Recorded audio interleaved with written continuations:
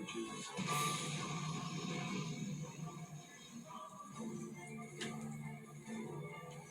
You didn't invite me, so I crashed. From the rooftops of Gotham, the perfect enemy comes to life. I am Catwoman. Hear me roar. Yeah.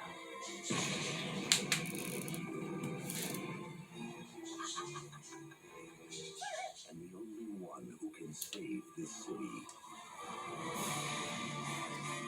is a creature of the night. Hey, stud. I thought we had something together. We do.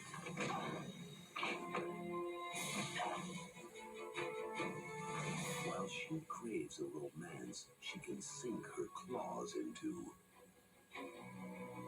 You can't do to a girl like me. he plots a foul reign of destruction. My dear penguins, thanks to Batman, the time has come to punish all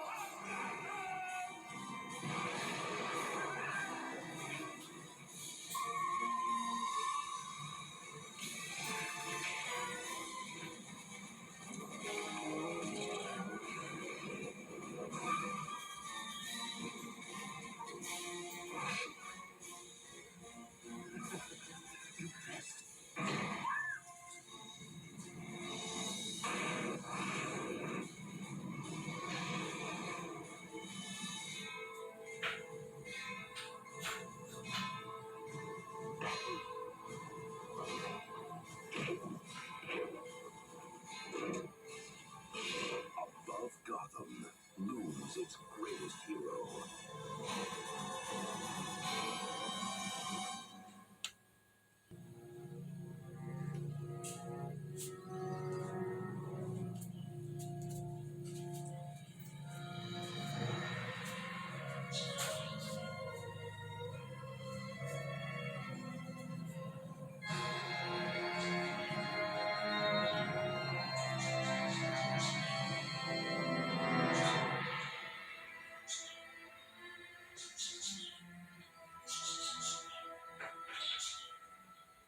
And welcome to a new episode of the Movie Dawgs Show. This is episode 23, part 2. We are continuing our discussion about Michael Keaton and Tim Burton's tenure under the Dark Knight. We're going to be talking about Batman Returns in this video. But before we get to it, be sure to check out our new sponsor, Fresh in the Flesh Tattoo. Check them out on these listings here. Visit them on Facebook and on Instagram. Don't forget, Tattoo Tony rocks, folks. Don't forget, like this video and hit the thumbs up, folks.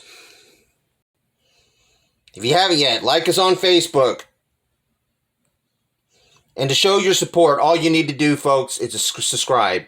Make this year a great year for the Movie Dawgs channel. Alright, let's get into it. Alright, Batman Returns came out in the summer of 92. Again, another much anticipated follow-up to Tim Burton's 89 film. There was a lot of controversy surrounding this film, most notably for the when it came to McDonald's, the way they viewed the film. There was a bit of the violence was a little too much for what they believe was for kids compared to Day and everything. It was almost PG rated violence. But Batman Returns was a very big departure from its predecessor. Tim Burton was given the reins. He was, had the training wheels off.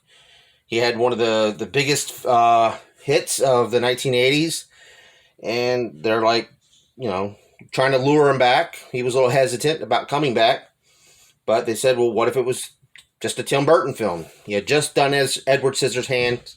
That was a big hit. It was his first collaboration of many with Johnny Depp, and it was a beautifully shot film. So he, got to use his traditional Tim Burton style of filmmaking. Now, Michael Keaton was a little hesitant at coming back as well. He just wasn't the type of actors that, that wanted to repeat himself. So, he got to do a little thing different, portraying Batman, more or less, getting to be Bruce Wayne, getting to kind of give Bruce Wayne more depth and dimension. You really didn't get to know Bruce Wayne all that well in the first film. So, he really he got to shine a lot in this film. Got to be himself. Now, another bit of no-brainer when it comes to casting was, of course, Danny Devito as the Penguin. Tim Burton got to, have more free range, and he redid the Penguin's origins as being this deformed, mutant-like baby that got abandoned by his parents, and he got to be more animalistic and very dark. And this wasn't a kind of a dapper Dawn, so kind of a very upscaled villain that he was portrayed in the comics, and very different take than from Burgess Meredith, who had previously played the character in the '66 show.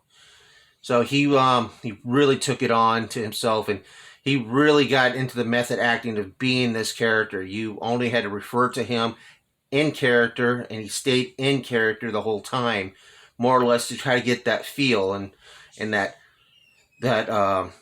violent, attitude, look towards life. Plus, you're wearing a almost possibly a 50 to 60 pound silicone suit and everything. That's not going to make you most chipperest of people. So, but Danny DeVito was born to play this character, and again, him and Michael Keaton ended up re-teaming on Tim Burton's Dumbo, which was really cool because they got to work with Tim Burton a few times each. Michael Keaton 4 times, and I think Danny DeVito 2 or 3. But it was just really a really great performance and very underrated. People look at Batman Returns and they don't look at it too fondly, but retro viewing, this film was I had to say, much as I love the '89 film, it was a lot better. This was a much better film. All right, folks, I'm going to be a little biased here in my teenage. I'm going to go back into my inner teenage boyhood fantasies, but Michelle Pfeiffer is one of the most beautiful women that my young eyes ever laid eyes on. She was just stunning, beautiful, talented, amazing actor. How this woman does not have a string of Oscars is beyond me, but and a lot of people just look at it as a pretty face, but Michelle Pfeiffer is an amazing actress, and she came into this role as the Catwoman in this film. Like Kim Basinger, the last minute, this part was supposed to be for Annette Bening. And because Annette Bening was working on a movie called Bugsy, which was directed by Warren Beatty, who himself played a comic book character called Dick Tracy. He and Warren Beatty, Warren Beatty ended up getting a little friendly. And in the result, Annette Bening had got herself pregnant. So, and surprisingly, both Warren Beatty and Annette Bening are still together to this day. And but Michelle Pfeiffer jumped in on it. Now, Sean Young, who was going to play Vicky Vale in the first film, she really tried to lobby to play Catwoman. She really wanted to play that part, and plus being Batman. So she would go around the studio dressed in a Catwoman outfit and try to talk executives into casting her into Batman Returns as Catwoman. She even went on a show. Joan Rivers, those who know who Joan Rivers was, had a daytime talk show, and she even came on that show dressed as Catwoman, pleading her case. But Michelle Pfeiffer won out, and thank goodness, because Michelle Pfeiffer was really great in this role. Again, the look of Catwoman and her origins were changed, but it fit the story and the narrative of the story, and the whole concept of duality, and I guess you would say nowadays it's a different term, multiple personalities. I can't remember what else they call it now, but kind of rang true, became the same with Batman, the character, and Bruce Wayne, the person, and the persona of Catwoman and Selena Kyle. So they worked well together, and it's just made for a very great character. I think.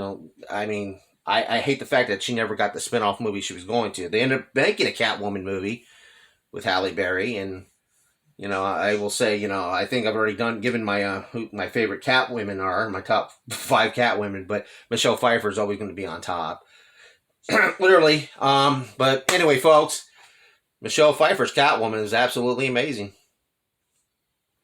I mean, when it comes to her take on the performance, I mean, this woman went all out and even put a live bird in her mouth to emulate the nature of a cat, in the scene with the penguin as he was threatening to,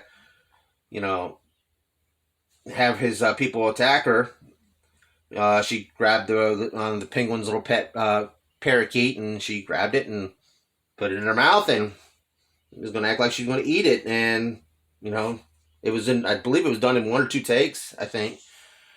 But, you got to give it to her. She gun-ho about playing this part. Now, during the promotion of this film, I didn't know until the opening credits of this movie that Christopher Walken was in this film, and I was shocked to see his name on the top billing of the opening credits when I went to see it on opening night. And Max Schreck, it was an original character made for this comic, but I don't know if they eventually ended up using the character in the comics as well. But Christopher Walken even added more to it. He was another heavy that was in the film that you'd end up really hating, but he ended up playing the character. Of course, Christopher Walken, the Academy Award winning actor, and possibly got to be one of the coolest guys in the world. And when it comes to, I'm not going to give you my imitation, but he's just fun to try to imitate, period. And him being on those many episodes of Saturday Night Live, and you wouldn't think that one of the most serious actors, a man who was in Deer Hunter and other great dramas, had a funny bone in. But Christopher Walken, one of my favorite actors. Now, the costume Batman's costume in this one that Keaton wore was a little bit different. He was given more, his body tone was not made to look like a muscular, where he's wearing tights or anything like that. He was wearing like an armor, and was given like an Art Deco type of style that at first I didn't like it, but as time went on, and you got to look at the costume as itself and the person, it was it started to grow on me, and the belt actually looked more like a real belt. And the cowl was absolutely sculpted amazing. It was given more a sleekness, a little more like it form-fitted his head better, and the shape and the outline of the cheekbones and the eyes, made it more of a menacing-looking figure. And I actually have this this cowl on display in my room next to my Batarang that, if you guys watch the video, you'll see.